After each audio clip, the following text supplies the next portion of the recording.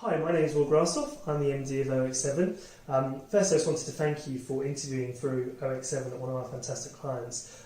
We really appreciate the effort that you go into to attend these interviews. So, firstly, thank you. I wanted to give you some hints and some tips. I'm sure my consultant's already briefed you and taken you through some interview prep. But there's 5 quick tips what I'm going to give you, which I think will be really helpful and really useful. So, now this may seem like an obvious one, but researching a company is so important. It demonstrates to the interviewer that you've gone away, you've done your research, you understand the company, and you'll be able to answer and tailor your answers to what they're looking for. So it's probably worth scratching beyond the surface and looking, on more than just their website. Look on their social media. Try and get a really good picture of what these guys do, what they look for in someone, and how that could be you, and tailor your answers to that. So, do your research. Logistics are important, so make sure you know where you're going. It's so important that you're on time and punctual to an interview. You don't want to get there too early, so you don't want to be there half hour before, but getting there 10 to 15 minutes before the interview is due to start is really important.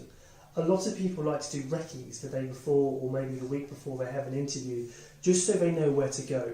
Some businesses have very specific requirements in order to access the business, or access the premises. So make sure that if there's any special instructions you've received from the candidate brief, that you heed those and you make sure you know where you're going.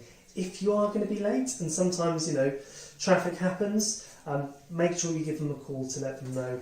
If you don't have the details, you can feel free to give us a call or the consultant a call, and they will let the client know.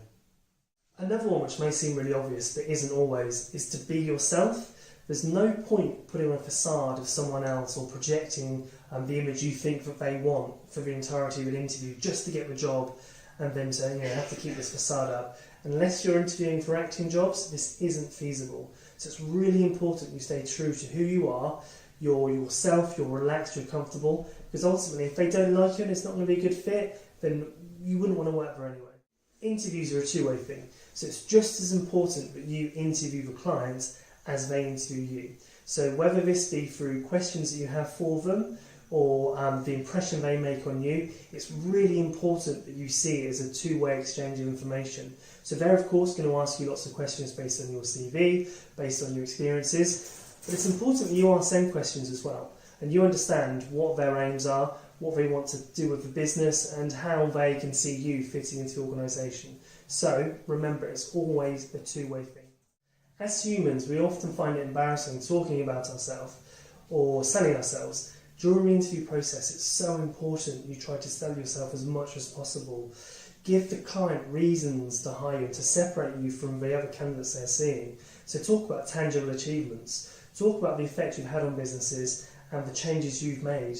Don't be ashamed to sound like you're almost showing off, because if you've done these achievements and they're impressive, they're worth talking about. So always have facts, figures and information prepared that may not necessarily be in your CV, which you can tell the client and you can impress them with. There's nothing wrong with selling yourself during an interview.